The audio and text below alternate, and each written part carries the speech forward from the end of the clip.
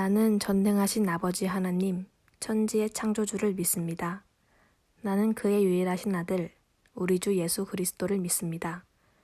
그는 성령으로 잉태되어 동정녀 마리아에게 나시고 본디오 빌라도에게 고난을 받아 십자가에 못 박혀 죽으시고 장사된 지 사흘 만에 죽은 자 가운데서 다시 살아나셨으며 하늘에 오르시어 전능하신 아버지 하나님 우편에 앉아 계시다가 거기로부터 살아있는 자와 죽은 자를 심판하러 오십니다. 나는 성령을 믿으며 거룩한 공교회와 성도의 교제와 죄를 용서받는 것과 몸의 부활과 영생을 믿습니다. 아멘. 할렐루야! DX조연교회 온라인 예배 오신 모든 성도님들을 주님의 이름으로 환영하고 축복합니다. 먼저 찬양으로 예배 시작하도록 하겠습니다.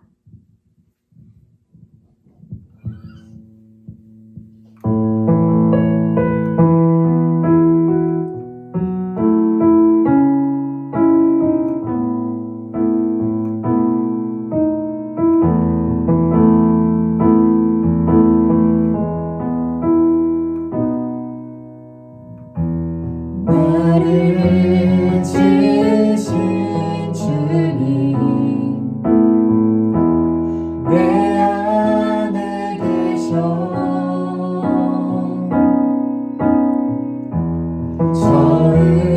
처음부터 내 삶은 그의 손에 있었죠. 그는 내 아버지 난 그의 소유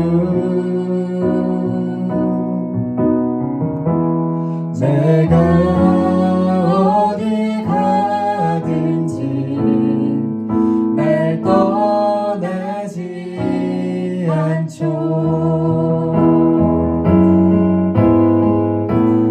내 이름 아시죠. 내 모든 생각도 내 흐르는 눈물 그가 닦아주셨죠. 나를 지으신 주님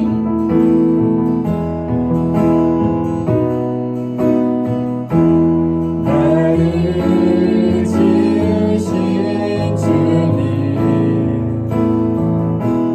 내 안에 계셔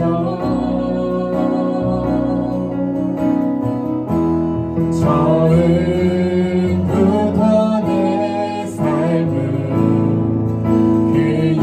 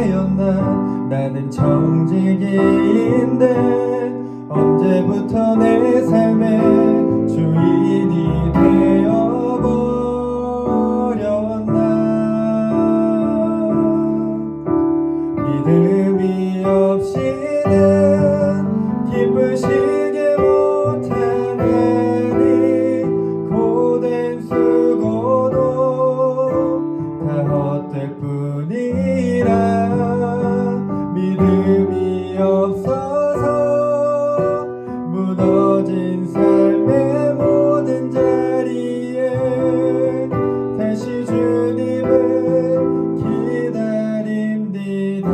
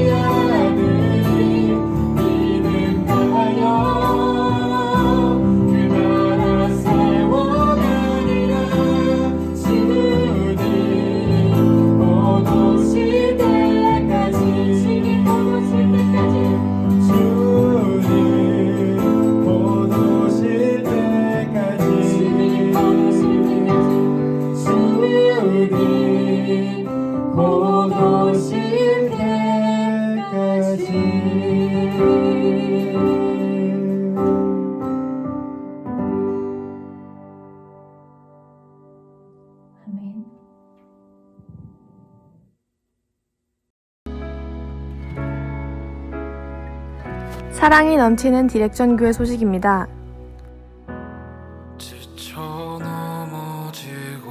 디렉션 교회는 오직 하나님 말씀의 방향을 향하여 함께 걸어가는 교회입니다. 무엇보다도 말씀을 삶으로 살아내기 위하여 함께 최선을 다하는 교회입니다. 디렉션 교회 온라인 예배에 참여하신 분들을 주님의 이름으로 환영하고 축복합니다.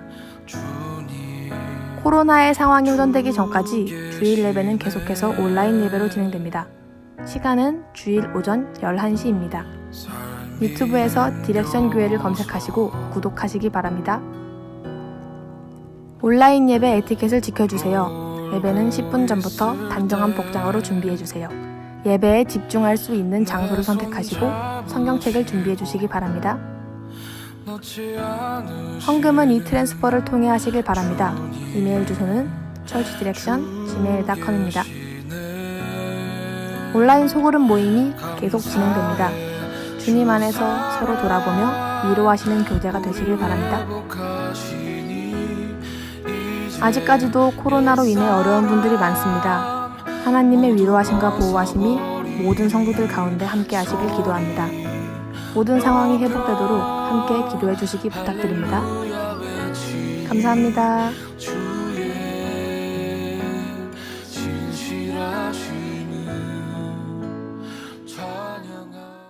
자, 오늘 하나님 말씀은 요나서 1장 1절부터 3절입니다. 요나서 1장 1절부터 3절입니다. 다 같이 한 목소리로 봉독하시겠습니다. 여호와의 말씀이 아미떼의 아들 요나에게 임하니라. 이르시되 너는 일어나 저 큰 성읍 니느웨로 가서 그것을 향하여 외치라. 그 악독이 내 앞에 상달되었음이라 하시니라. 그러나 요나가 여호와의 얼굴을 피하려고 일어나 다시스로 도망하려 하여 욥바로 내려갔더니 마침 다시스로 가는 배를 만난지라. 여호와의 얼굴을 피하여 그들과 함께 다시스로 가려고 백삭을 주고 배에 올랐더라. 아멘. 자, 오늘 말씀 제목은 사각지대라는 주제로 하나님 말씀을 함께 나누도록 하겠습니다. 사실 저희가 읽은 본문은 1절부터 3절만 읽었지만 오늘 전체 본문은 1절부터 16절까지 1장 거의 전체라고 여러분들 참고하시고 말씀을 들으시면 좋겠습니다. 자, 오늘부터 4주 동안 요나서에 대해서 한번 나누도록 하겠습니다. 오늘 첫 번째 시간인데 요나서는 요나가 물고기 뱃속에 들어갔다 나오기도 하고 4장 후반부에 가면은 하나님께서 박농쿨을 하루 만에 줬다가 하늘 만에 박농쿨을 없애기도 하고 뭐 이런 장면을 보면 마치 한 편의 동화 같은 이야기처럼 읽을 수도 있는 이야기입니다. 하지만 요나서는 우리의 깊은 신앙의 가치를 재발견하게 하는 책이라고 저는 생각합니다. 그래서 요나서를 통해서 지금 우리 여러분들 자신의 신앙 상태를 또 우리가 서 있는 신앙의 위치를 발견하는 그런 시간이 됐으면 좋겠습니다. 오늘 우리가 읽은 1장의 내용이 뭐 이렇습니다. 1절에 보면은 하나님의 말씀이 요나에게 임하였다. 하나님 말씀이 요나에게 임하였다라는 것은 하나님의 소명이 임했다라는 것이요. 그런데 그 소명이 무엇이냐? 악독이 가득한 니느웨에 가서 하나님의 말씀을 외치는 것이에요. 북이스라엘의 중요한 선지자였던 요나는 니느웨로 가서 하나님의 말씀을 전하라는 소명, 그 사명을 받게 돼요. 선지자들 가운데 이방 선교, 그러니까 이방의 사명을 띠고 보냄받은 경우가 딱 2명밖에 없어요. 엘리야 그리고 요나. 2사람밖에 없어요. 그런데 지금 가라는 곳이 니느웨예요. 니느웨는 당시 초강대국 이 아수르의 수도 도시 이름이에요. 그러니까 아수르라는 가장 강대국의 수도가 니느웨인데 거기에 가서 하나님 말씀을 전하라는 소명을 요나가 받게 돼요. 그런데 요나는 어떻게 하죠? 오늘 읽었죠? 하나님의 얼굴을 피하여 다시스라고 하는 지역으로 도망가려고 욥바로 내려가요. 그리고 마침 다시스로 가는 배를 만나서 백삭을 주고 배에 올라타게 돼요. 자신이 받은 사명, 시작하기도 전에, 그러니까 그 메시지 전하기도 전에 도망친 선지자는 성경 전체를 통틀어 요나 한 명이에요. 뭐 하지도 않고 그냥 바로 내려가가지고 배 타고 주량치는 모습이 오늘 요나의 첫 장면으로 등장하고 있어요. 왜 도망쳤을까요? 요나는 하나님께서 가라고 명령하신 그 사명이 있었는데 왜 도망쳤을까요? 4장에 가면 나오는데 행여나 니느웨 사람들이 회개하고 하나님은 그들을 용서해 줄까봐 그것이 싫었던 것이에요. 요나는 이 아수르에 대한 적대감이 아주 심할 수밖에 없었던 사람 중에 하나예요. 왜냐하면 성경에 보면 요나의 고향을 가드 헤벨이라고 이야기하고 있어요. 어디냐면 그 이스라엘의 북쪽인데 그게 어느 지역과 국경 접경 지역이냐? 아수르예요. 아수르. 당시 초강대국 아수르는 틈만 나면 이스라엘에 쳐들어와서 그들을 약탈하고 괴롭혔기 때문에 얼마나 이스라엘 백성들이 싫어했겠어요. 그런데 거기를 지나는 관문이고 그 지역이 고향에서 자란 요나의 입장에서는 아수르가 아주 싫었을 것이에요. 뭐 요나뿐만이 아니라 이 아수르는 이스라엘에게 있어서는 그냥 잔인한 적이었어요. 이 당시. 그냥 철천지 원수 같은 그냥 적이었어요. 이스라엘 백성들을 향한 끊임없는 그들의 침략은 물론이거니와 그들이 가지고 있는 이방 종교에 심취한 아수르라는 나라는 이스라엘과 결코 가까워질 수 없었던 것이요. 그럼에도 불구하고 하나님의 명령에 선지자는 순종해야 돼요. 그렇죠. 그런데 요나는 어땠죠? 하나님의 백성 이스라엘과 요나에게는 어쩜 편협한 민족주의적인 뿌리가 깊이 박혀 있었던 것 같아요. 자기중심적이고 배타주의적이고 이런 민족주의적 편견은 결국 요나로 하여금 선지자로서 하나님의 말씀을 순종하고 움직이는 것들을 실천하지 못하고 하나님 명령에 거절하고 다시스로 도망가게 돼요. 그 배에 올라타니까 어떤 일이 일어나죠? 하나님께서 큰 바람을 바다 위에 내리세요. 풍랑이 막 일어나서 배가 거의 깨지기 직전까지 가게 돼요. 배에 타고 있는 사공들이 막 무서워 떨기 시작해요. 그래서 뭐 배를 가볍게 하려고 배에 있는 물건도 막 밖으로 집어 던져요. 어떻게 할지 몰라요. 그런데 성경은 어떻게 그리고 있냐? 이때 요나는 배 저 밑에 내려가 가지고 깊은 잠에 빠져 있어요. 성경에 보면은 이 내려가다라는 동사가 계속 나와요. 요나가 계속 내려가 자고 있어요. 첫 번째는 요나가 욥바로 내려가요. 그리고 배에 올라탔다라는 표현인데 그 정확히로는 배에 내려갔다라는 표현이에요.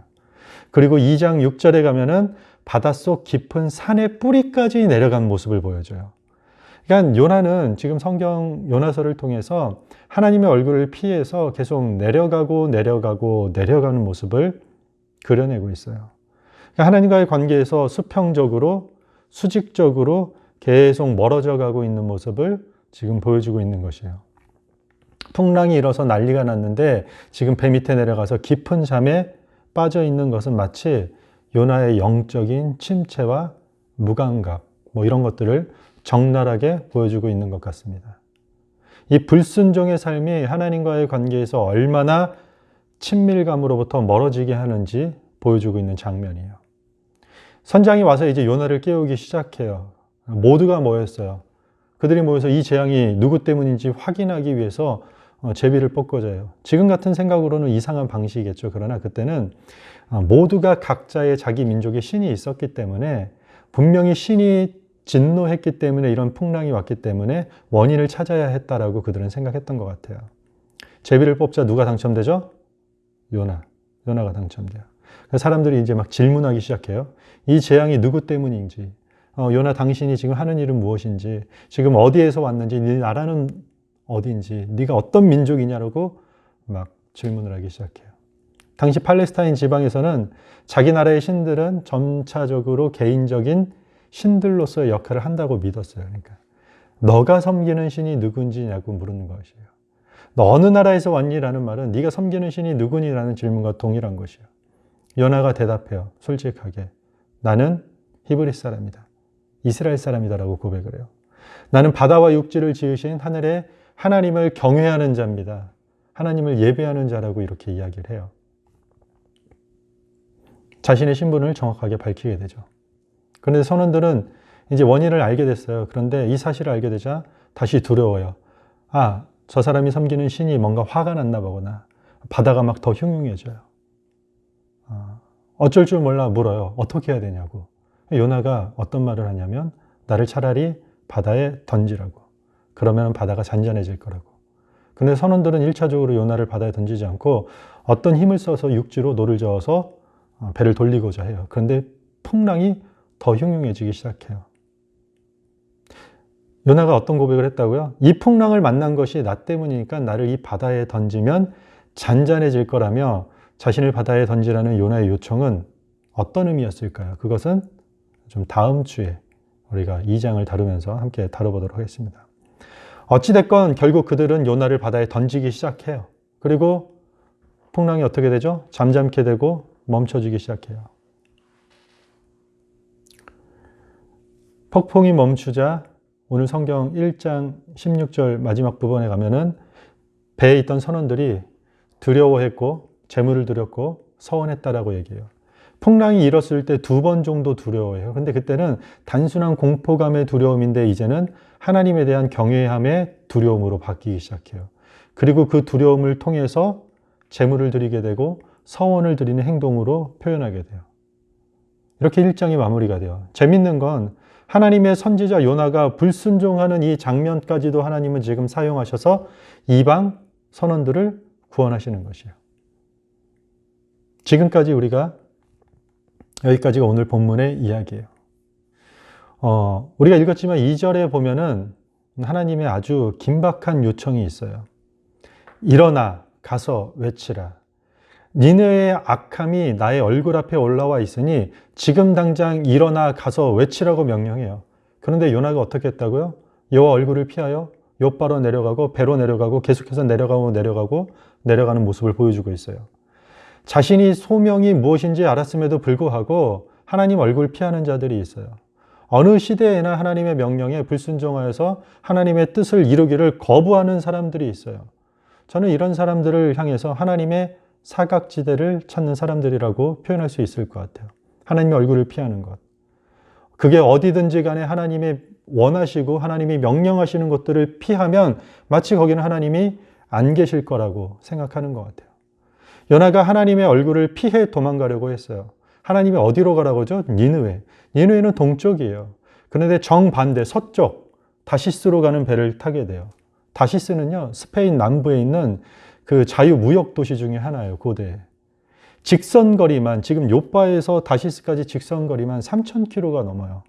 어마어마한 거리예요. 그런데 거기로 도망가려고 했다라는 것이요. 다시스는요, 이 자유무역 도시. 오늘날로 따지면 뭐 홍콩이나 뭐 싱가포르 같은 그런 경제가 활성화된 그런 도시예요.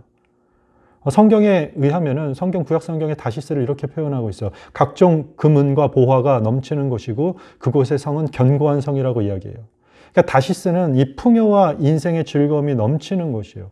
온갖 보호가 넘쳐나고 찬란한 도시를 선택해서 출발한 사람이 바로 요나라는 것이에요. 이유가 뭐라고요? 하나님의 얼굴을 피하기 위해서. 모르겠어요. 요나가 그 정도까지 멀리 도망가면 하나님 시야 피하는 사각지대였다고 생각했는지는 모르겠어요.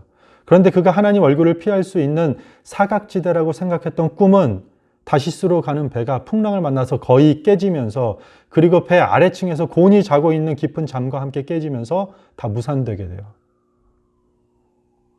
요나가 했던 그 선택은 하나님이 요나를 보지 못하는 하나님의 사각지대가 아니라 요나가 하나님을 보지 못하는 요나의 사각지대가 되었다는 것이에요.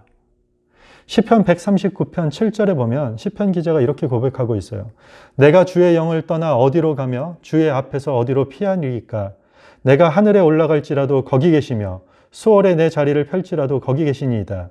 내가 새벽 날개를 치며 바다 끝에 거주할지라도 거기서도 주의 손이 나를 인도하시며 주의 오른손이 나를 붙드시리이다. 아멘. 어떤 고백이죠? 마치 요나가 여호와의 얼굴을 피해서 저 바다 끝으로 가려고 했지만 여호와 하나님께서는 거기서 계셨다 안 계셨다? 거기도 계신다라는 것이요. 오히려 요나가 피하기 위해 선택한 장소와 도구들, 다시스로 가려고 했던 그 바다와 그 바다를 위에 일어났던 그 풍랑들과 그가 탔던 그 배들, 이 모든 것들을 하나님이 다스리고 계셨다라는 것들을 깨닫게 됐다라는 것이요. 하나님의 사각지대는 존재한다, 존재하지 않는다. 어떤 거죠? 존재하지 않아요. 하나님을 피해 도망하여서 결국 하나님의 자신을 보지 못하는 것이 아니라 자신이 하나님을 보지 못하는 이 영적 사각지대에 빠져 있는 이 요나의 모습은 정확하게 당시 이스라엘 백성들의 영적인 상태를 대표적으로 반영하고 있는 것이요. 주전 8세기 이스라엘은 정치적으로 경제적으로 가장 풍부한 세계를 경험했어요. 그런데 이상하게도 하필인 그 시기에 종교적으로 그들은 가장 타락했었고 오히려 그들 이스라엘 민족 가운데 하나님께서 부어주신 그들 민족의 사명을 망각한 이 이스라엘 백성의 모습을 지금 요나를 통해서 그대로 보여주고 있는 것이에요. 마치 세상에서 아직 하나님 알지 못하는 자들에 대한 관심보다는 더 잘 먹고 더 잘 입고 더 잘 누리는 것만 쫓는 이 현대 그리스도인들과 별반 다르지가 않아요. 하나님 명령은 지금 긴급해요. 일어나 가서 외치라고 명령하고 있어요. 이런 긴급한 명령은 오늘날도 마찬가지예요. 우리 마태복음 28장 18절에 보면 하늘과 땅의 권세를 내게 주셨으니 너희는 가서 모든 민족을 제자로 삼아 아버지와 아들과 성령의 이름으로 세례를 베풀고 내가 너희에게 분부한 모든 것을 가르쳐 지키게 하라. 볼지어다 내가 세상 끝날까지 너희와 함께 있으리라. 뭐라 그러죠? 너희는 모든 민족을 제자로 삼아 아버지와 아들과 성령의 이름으로 세례를 베풀고 내가 너희에게 분부한 모든 것을 가르쳐 지키게 하라라고 명령했잖아요. 그게 지상 대명령이라고 우리 얘기하잖아요. 그게 우리에게 오늘날 21세기를 사는 우리에게도 그대로 하나님의 명령이 긴박한 메시지처럼 적용된다라니까요. 지금도 유효한 명령이에요. 그런데 이 명령을 되게 많은 사람들이 부담스러워요. 그곳으로 부르심 받았다라는 것을 피하는 요나의 모습이 오늘날 교회 가운데, 오늘날 성도 가운데 있는 우리 신앙의 민낯이 아닌가 저는 그렇게 생각합니다. 물질 만능주의 조심하라고 신앙 안에서 외치잖아요. 그러면서 여전히 물질의 풍요 속에 갇혀 있고 이웃 사랑하라고 외치면서 철저하게 자기 중심적인 현대 그리스도인들, 우리의 모습 아닌가요? 일어나 가서 외치라는 명령에 우리는 순종하기보다는 주님의 말씀 앞에 우리의 자신을 우리가 무엇을 해야 되고 지금 어떤 액션을 취해야 되고 어디로 가야 될지 내 모습을 신앙을 비춰보기보다는 어떻게 해서든지 3,000km가 넘는 곳이라 할지라도 내가 원하는 인생에 추구하는 것들을 위해서 계속해서 선택하고 달려가는 이 요나의 모습이 오늘날 우리 가운데 없다라고 자신할 수 있냐라는 이야기예요. 하나님이 말씀하시는 곳이 아닌 다른 어떤 곳, 여전히 우리가 찾아 헤매고 있지 않나요? 어쩌면 우리가 계속 찾아 헤매이는 것은 다시스를 찾아 헤매는 것과 똑같은 것이에요. 요나의 모습과 똑같다는 것이죠. 누가 이런 요나의 모습 되고 싶겠습니까? 원치 않을 거예요, 다들. 어쩌다가 모두가 이런 요나의 모습과 같은 그리스도인들, 어쩌다가 이런 요나의 모습과 같은 교회가 될까요? 니느웨는 너무 싫은데 우리 눈에 다시스가 너무 좋아 보이기 때문이에요. 세상에 다시스가 너무 커 보여요. 대학도 너무 커 보여요. 직장도 너무 커 보여요. 그리고 좋은 승진할 수 있는 기회도 너무 커 보이기 때문이에요. 누가 집을 샀다라고 하면 그 집은 왜 이렇게 좋아 보이는지 너무 커 보인다는 것이요. 그것만 잘하면 뭔가 다 될 것 같다라고 우리는 생각하기 때문이에요. 교회도 마찬가지예요. 사람이 많고 커서 뭔가 시스템이 커 보이면 거기서만 가서 잘하면 다 잘 될 것 같고, 그런데 그게 다 착각이라는 것이에요. 하나님은 절대 그런 방식으로 일하지 않으신다는 사실을 우리가 너무 자주 쉽게 놓치고 있다는 사실입니다. 우리의 생각과 방식과 다르게 일하시기 원하는데 우리는 그 하나님의 명령을 너무도 듣고 싶지 않아요. 왜냐하면 그렇게 하면 불편해요. 주님이 하라는 대로 하면 아프거든요. 힘들어요. 씨름해야 돼요. 광야를 지나야 해요. 그러니까 차라리 그럴 거면 이 세상이 요구하는 방식대로 나 그냥 살아갈래. 잠시 하나님 피하는 선택을 하게 되는 것이에요. 여기서 현대판 요나가 만들어지는 것이에요. 여기서 21세기형 요나가 재생산되어진다는 사실이에요. 오늘날 우리 모습 속에 이런 모습이 없다라고 어떻게 우리가 자신하겠습니까? 더 좋은 직장, 더 많은, 더 좋은 돈을 벌 수 있는 더 좋은 돈벌이, 더 좋은 사람들을 계속해서 찾아 헤맬 것이에요. 우리는 우리의 다시스는 그렇게 끊임없이 더 좋아 보이는 것들을 향해서 계속 옮겨질 것이에요. 좋은 직장에서, 좋은 자리에서 끝이 없는 우리의 욕망을 채우기 위해서 우리는 그렇게 찾아 헤맬 것이에요. 그런데 반드시 놓치지 말아야 할 것은 여호와의 얼굴을 직면하는 곳은 그 다시스가 아니라 악이 가득한 니느웨라는 사실이에요.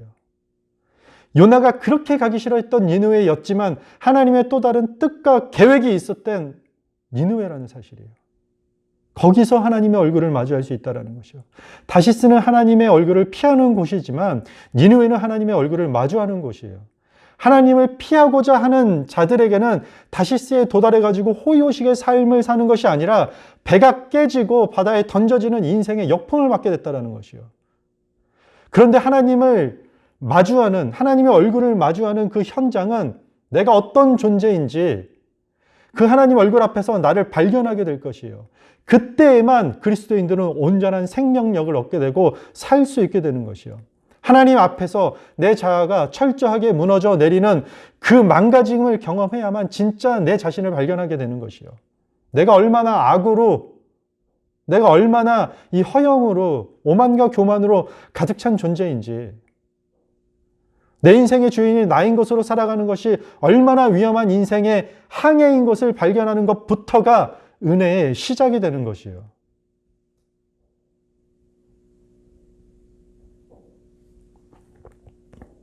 요나는요, 다시스로 가는 배에 백삭을 주고 타게 돼요. 재밌죠? 이 대목이. 하나님의 명령에 대한 대가를 지불하는 것이 아니라 하나님을 피하여서 자신의 목적을 성취하기 위해서 큰 대가를 지불하고 있어요. 죄가 가진 집요함의 무서움이에요. 하나님의 시야를 피하기 위해서 내가 내 삶의 주인이 되어서 자유롭고 내 마음대로 하고 싶은 삶을 살기 위해서 너무 많은 희생과 대가를 지불하면서 사는 것이 죄의 집요함이에요. 여러분들 하나님 피하기 위해서 하나님 피하려면 공짜일 것 같나요? 그렇지 않아요. 여러분들 하나님 피하려면요, 유튜브에서 가끔 만나는 설교나 유튜브에서 가끔 마주치는 이 찬양, 그거 외면해야 돼요. 누가 교회 가자고 하면은 적당히 둘러대는 어려움도 있어야 돼요. 인생의 진리가 무엇이냐고 묻는 질문에 답하려면 하나님을 공격하는 과학이나 어떤 가치관들을 찾아서 공부도 해야 돼요. 복음을 듣기라도 하면은 목에 핏대를 세우고 나는 내 자신을 믿는다라는 일종의 정신통일 같은 일도 해야 돼요. 하나님 피하기 위해서 얼마나 많은 대가를 치르고 사는 사람들이 많은지 모릅니다. 죄가 가지고 있는 집요함이 이 무섭다라는 이야기예요.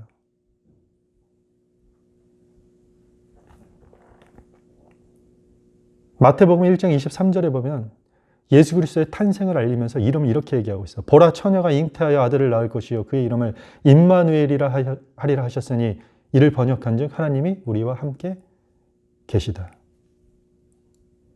임마누엘이 엘이 하나님이에요. 누는 우리예요. 여기서 임매는 surrounding이에요. surrounding. God surrounding us. 우리를 둘러싸고 계시는 하나님. 하나님이 우리를 둘러싸서 보호하시고 계신다라는 의미예요. 하나님으로부터 피할 길이 있나요? 없나요? 없어요.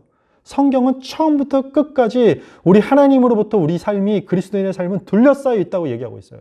나를 둘러싸고 계시는 하나님 보지 못하는데 환경 바꾼다고 상황이 달라질까요? 그렇지 않아요.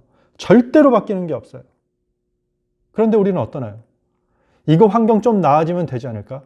더 좋은 환경, 더 나은 환경. 끝까지 끊임없는 다시스를 향해 쫓는다는 거죠. 그게 비단 먼 거리가 되고 많은 희생의 대가를 지불할지라도 상황이 나아지면 분명히 달라질 것이야. 전도서를 기록한 솔로몬이, 수많은 부귀 영화를 누렸던 솔로몬이 곳곳에 하는 말이 뭡니까? 헛되고 헛되니 모든 것이 헛되도다. 너는 청년의 때에 너의 창조주 여호와를 기억하라.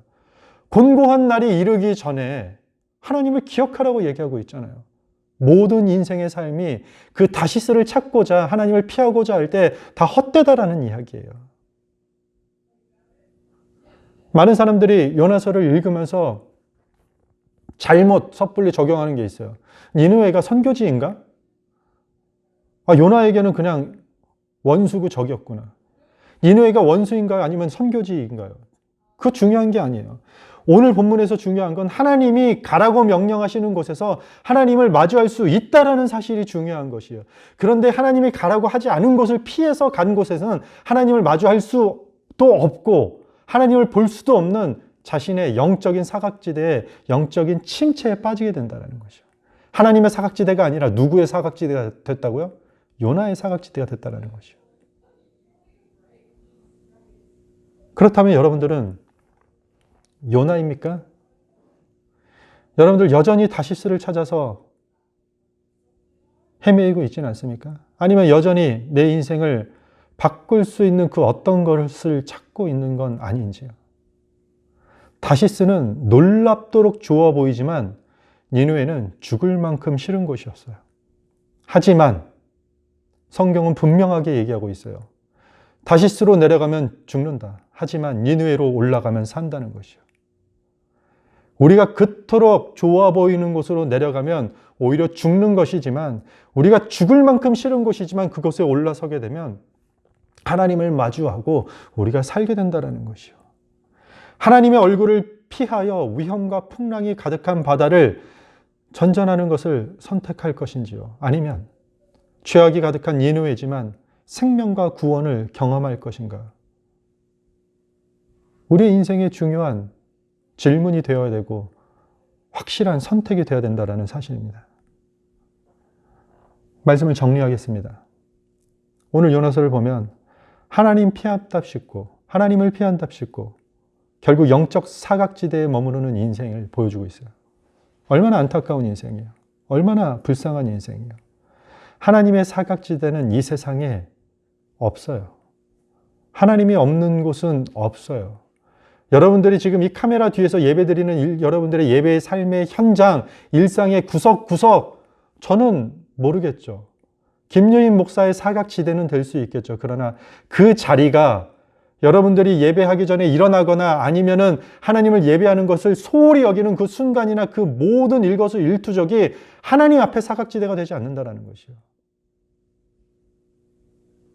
디렉션 교회 모든 성도들은 주님이 가라고 명령하시는 곳에서 하나님의 얼굴을 마주하길 바랍니다. 하나님의 그 말씀을 마주하길 바랍니다. 때로는 그것이 내 옛된 자아를 무너뜨리려고 하는 고통이 있을지라도 하나님 앞에 철저하게 내 옛사람을 내려놓고 주의 말씀 앞에서 하나님의 얼굴 앞에서 내 새로운 모습으로 거듭날 수 있는 그 회복의 은혜가 시작되는 그 신실한 선택을 하시는 여러분들이 되기를 주님의 이름으로 축복합니다. 우리 다 같이 찬양하겠습니다. 믿음이 없이는 찬양하겠습니다.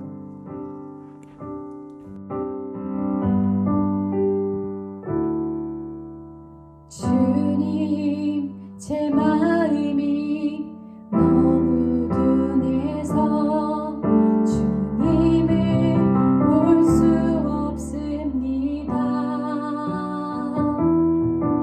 이 땅에 속하여 이 땅만 보다가 주님 손을 놓쳤습니다. 나는 나 그대로 왔는데 왜 주저앉게 되었나. 나는 청지기인데 언제부터 내 삶의 주인이 되어버렸나.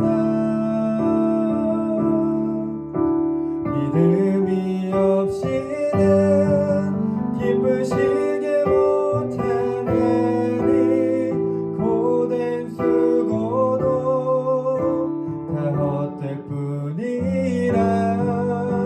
믿음이 없어서 무너진 삶의 모든 자리에 다시 주님을 기다립니다.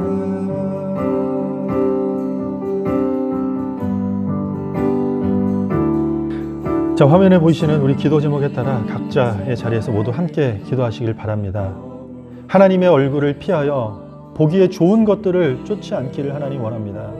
하나님, 내 생각과 내 방식과 내 계획과 다를지라도 하나님의 얼굴을 마주할 때, 하나님의 말씀을 우리 앞에서 마주할 때 그 회복의 은혜를 우리의 삶 깊숙한 가운데 더하여 주시옵소서.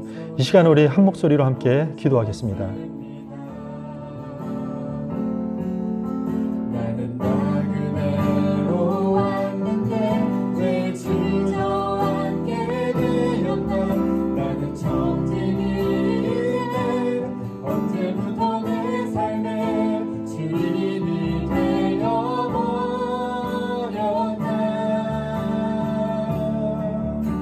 믿음이 없이는 기쁘시게 못하다니. 주는 수고도 다 헛될 뿐이라. 믿음이 없어서 주어진 삶의 모든 자리에 다시 주님을 기다립니다. 믿음이 없이는 기쁘시게 못하다니. 주를 찾는 자. 하나님 감사합니다. 우리 요나서 말씀을 통하여서 우리의 신앙의 가치를 다시 재발견하고 우리의 모습을 되돌아볼 수 있게 하시니 하나님 감사드립니다. 하나님, 부디 우리가 바라는 것은 하나님을 피해서 세상에 더 좋아 보이는 것들을 쫓는 그 영적 사각지대에 머물지 않기를 원합니다. 이런저런 환경 하나님 바라보지 않고 그 모든 환경 속에서 임마누엘의 하나님, 나를 둘러싸고 계시는 그 임마누엘의 하나님을 마주하길 원합니다. 진리의 말씀을 마주할 때 우리의 부끄러운 옛사람이 깨지고 새롭게 회복될 수 있는 은혜를 우리에게 더하여 주시옵소서. 이제는 우리 주 예수 그리스도의 은혜와 하나님의 사랑과 성령님의 교통하심이 아무도 보지 못하는 그 고된 삶의 현장 속이지만 주님의 얼굴을 그곳에서 마주하길 원하는 머리 숙인 모든 성도들의 삶의 터전 위에 이제로부터 영원토록 함께 있을지어다. 아멘. 믿음이 없어서 무너진 삶의 모든 자리에 다시 주님을 기다립니다. 믿음이 없이는 기쁘시게 못하다니. 주를 찾는 자 반드시 만나리. 믿음이 없어서 무너진 삶의 모든 자리에 다시 주님을 기다립니다. 다시 주님을